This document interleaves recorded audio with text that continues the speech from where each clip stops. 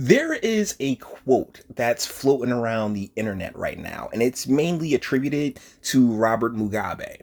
And it goes, if God can't please a woman, then man damn sure can't themselves.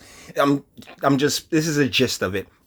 He goes, when women, like, God gave women hair, God gave women breasts, God gave women all these things, and they're unhappy with them, they don't like them, and so they always seek to change them.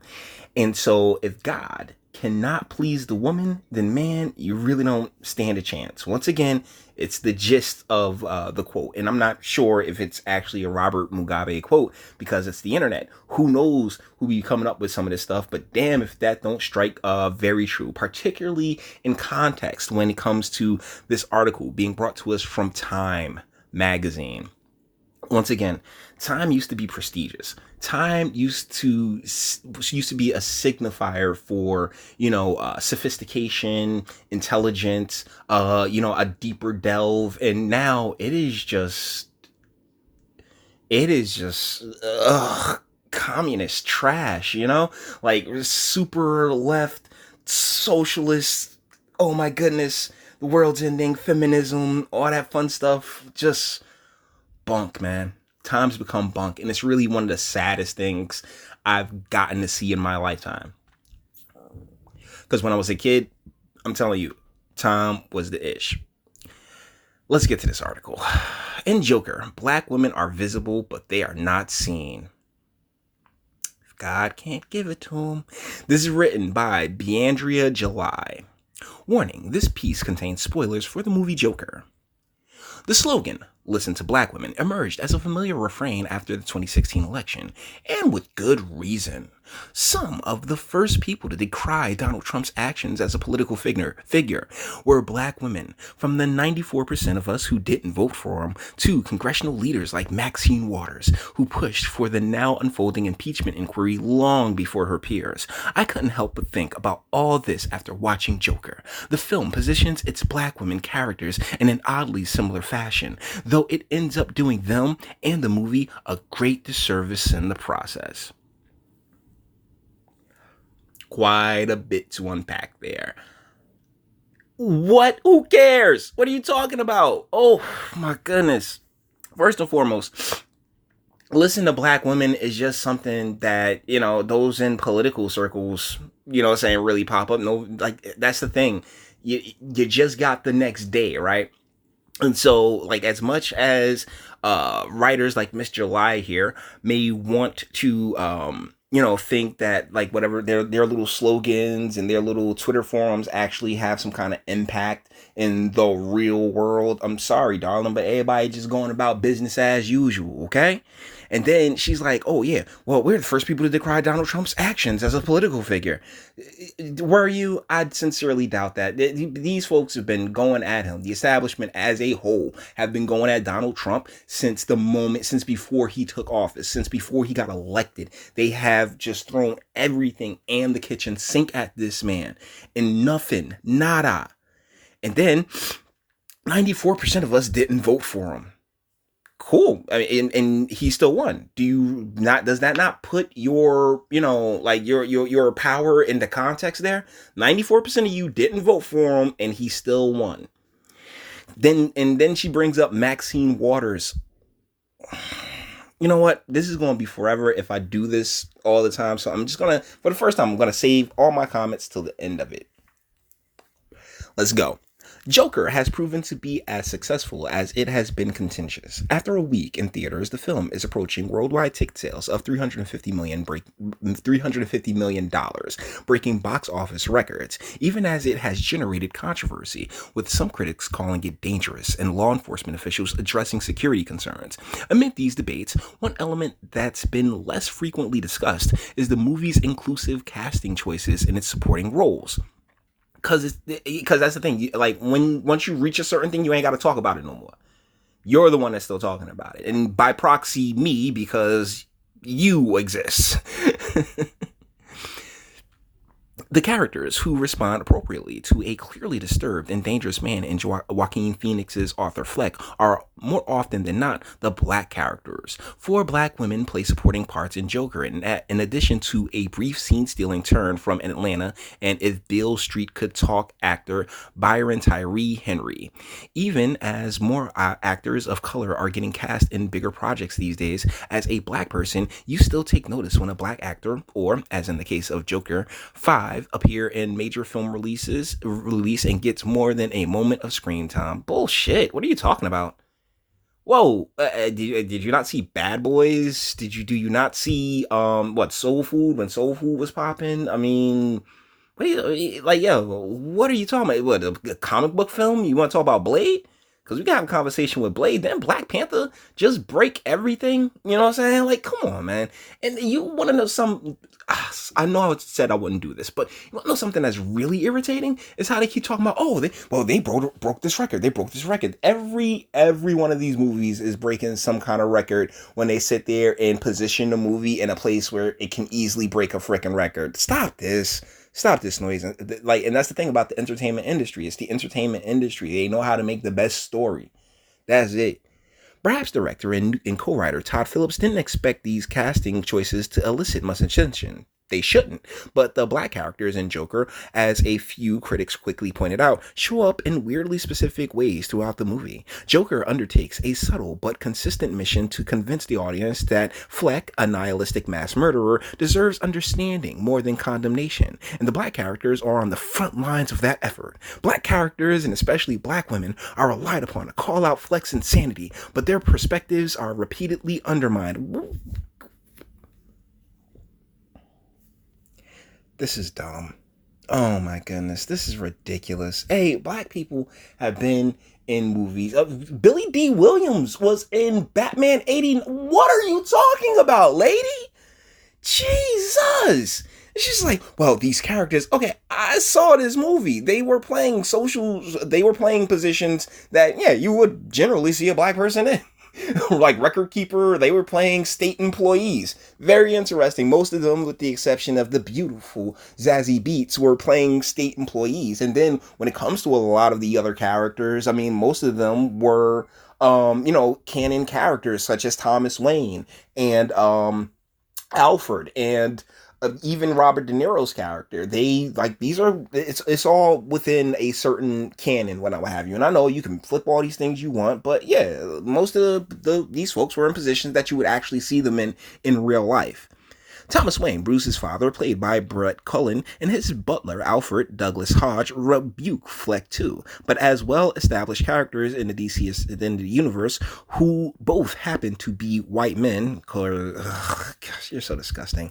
They are more palatable to a core audience which predominantly looks like them. By contrast, there is far less character development, if any at all, of the black women in supporting roles, signaling to the audience that they are not who we're supposed to be curious about or listen to. The implication is that Wayne's voice matters. The black characters are there to help grease the skids for Joker's imminent rise. Oh, this lady. I'm pretty sure she's just not into the Batman lore like that. And as far as the core audience that predominantly looks like them, the numbers are the numbers. This country is made up of what the country's made up of. Deal. The social worker, played by veteran actor Sharon Washington, is the first of these characters to appear when we see Fleck go on a caseworker visit. She asks about his journal, which is, okay, so what, you just like rehashing the movie from here on out? Similarly, the woman on the bus who tells Fleck to stop bothering her kid seems like a tired mom who's simply out for her son. No, she seemed like a bitch. I'm going to be 100% real with you. I see this type, like, yo, that archetype, I literally see it every day. That I got an attitude and don't mess with my son, even though my son's laughing type shit. Like, come on, yo. Nah. That was some true to life shit. I'm not even going to stop. Those people are out there. The black social worker is out there. The super hot single mom looking, I don't know if she's going to look like Zazie, but I mean, they're out there. These are people in the real world, as well as my man's character from Atlanta. Oh my goodness. I'm kind of just like, I don't feel like rehashing the movie. Let's see. Let's go a little further. The first time Flex shows up at Arkham Psychiatry Facility. Yeah, okay. Yeah, just rehashing how the movie handles or doesn't handle the fates of Sophie and the Arkham Psychiatrist is telling too. After the truth of their non-existent relationship is revealed, we never see Sophie again. And with Joker having pseudo actualized into a cold-blooded killer with a mission at this point, as ominous sirens blare in the background, it's natural to wonder whether he's killed her. Likewise, after Joker shuts down the Arkham psychiatrist interview, he prances freely down a fluorescent white hallway, leaving blood. Yeah, okay, we know the audience is left to imagine the. Yeah, that's the thing. That's what it's about. Like, wow. So someone just completely missed the point of this movie. It completely went over her head. Like, that's a part of the mystery. That's a part of, like, hey, you're left to wonder what happened. It's left up to your imagination. And I love that. I really do. It's such an amazing part of, film, that you're able to interpret things however you so desire. But I can't help but feel like this lady, she's just, oh, well, I'm going to look at it from the lens of race. And nah, it's completely unnecessary. And then bring up all these, like, really then try to create parallels between fictional work and the real world. I'm sorry, darling.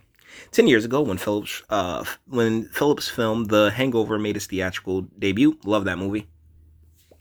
The New York Times described his filmmaking this way: an adept and tireless connoisseur of male boorishness and stupidity through the crude humor he dispenses is frequently leavened by nuggets of inventiveness and wit. To some, like the jury at the Venice Film Festival, which awarded the film the year's top prize, the film represents a leap from dude bro comedy to edgy auteur thriller. Whether or not you agree with that, Phillips said he intentionally distanced himself from his previous mode. The brand of comedy on which he built his career isn't a sure thing anymore in today's woke culture, as he told Vanity Fair. Yeah, the maker of the movie has said, yeah, this is like, it's bullshit. Like, you can't be funny anymore because everybody wants to sit there and take things seriously and cancel everybody. Let's read her the last paragraph. Today at the movies, we can reasonably expect actors of color to be cast in white films in a way that we couldn't in the past. What do you mean couldn't in the past? Like, oh my goodness. Because there's such a thick and deep history of black cinema and people in black cinema, both white and black. So what are you talking about? But if the portrayals are disingenuous, is this really progress? These portrayals were as genuine as you could possibly expect. Sorry, lady. Asking audiences to accept the foregone conclusion that a misogynistic mass murderer is above all a victim who deserves sympathy is not only misleading and crass, it's just bad storytelling, and no amount of misguided colorblind casting of black women or characters from any underrepresented group will make up for that. Beandria July, you are why women are not allowed to speak. Jesus. Or weren't allowed to speak. I'm sorry. I shouldn't have said it that way. But, like, like back in the day, they'd be like, oh, yeah. Like, when you kind of just, like, brush off what somebody says, when you gotta brush off what somebody says, yeah, it's never too, it's just not a bad idea to brush this off. And I probably should, but hey, I got content because you guys took that journey with me.